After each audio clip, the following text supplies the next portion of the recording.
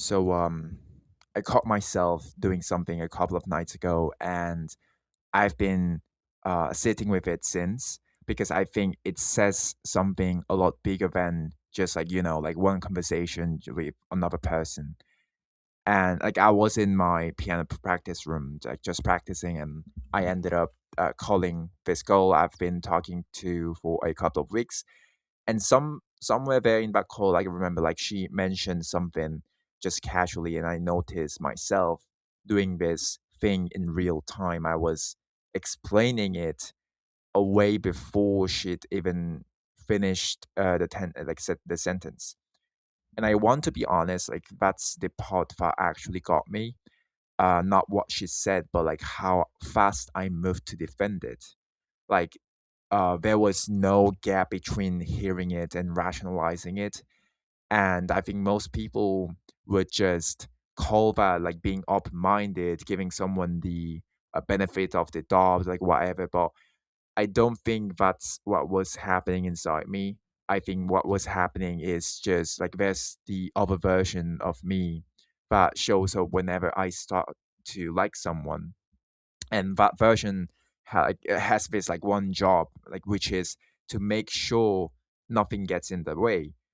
Like Sartre has this idea like bad faith, you know, very bad like idol, let's say, like, and it's basically this, like it's the specific kind of lying you do to yourself while some part of you is like still like some part of you still knows the truth.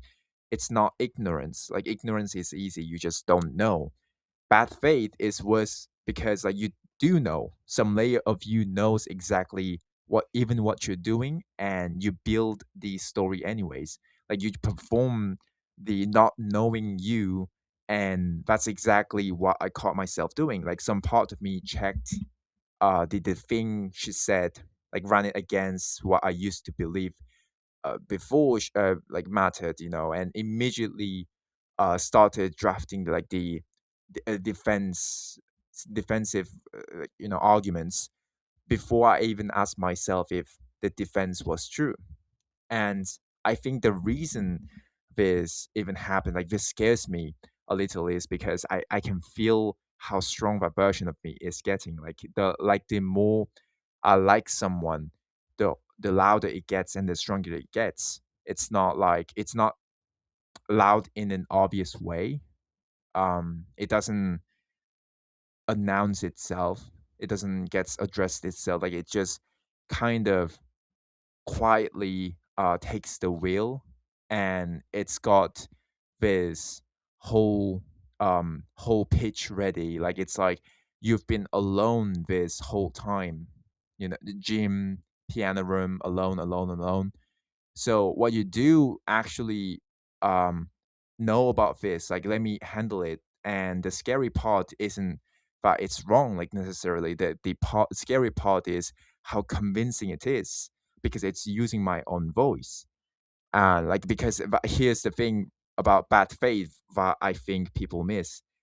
It's not stupid. Like it's actually incredibly well informed. Finish the analysis like you already overthought millions of times. It's not some naive part of you making dumb excuses. It's the part of you that knows you the best, using that knowledge against you.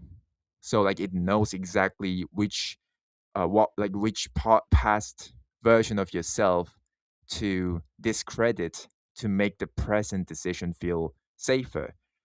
So it goes back 6 months, like finds the version of me that would have flagged something, and just quietly writes him off as immature, unexperienced, like doesn't get it yet, doesn't know the full context, and that's genuinely like one of the most unsettling things I've noticed about myself. How easily I can put my own past self on trial and win just because I'm the one holding the wheel. And like I think this is where it gets kind of philosophically interesting, because like the whole idea of bad faith is in reality about lying about facts. It's about lying about freedom.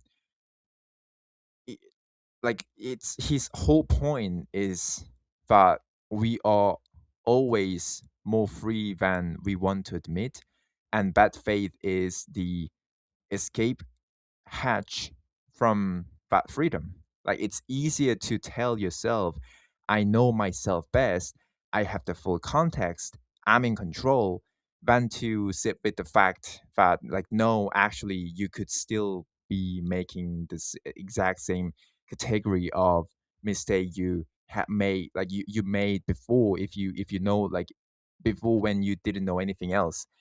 And like full context doesn't protect you at all. Like it just makes the excuses more developed, more sophisticated. So what you do actually do with this is, like, I don't think the answer is to distrust every feeling that you have, every thoughts, like that's it, that it's own kind of like trap.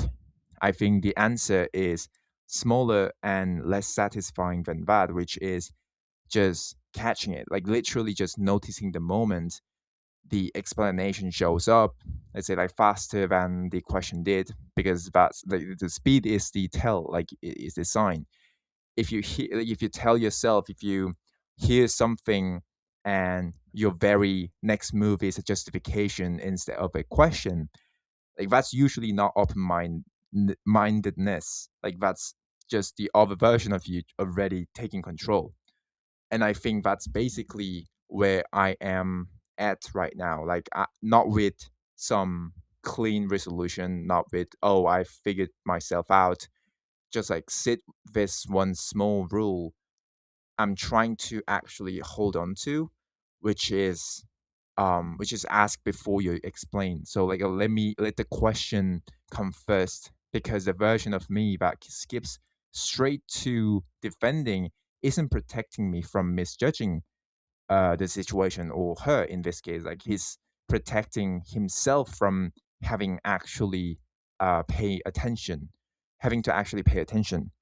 So I just realized doing this to myself, and I just found this really interesting and thought that it would be great to share with you guys.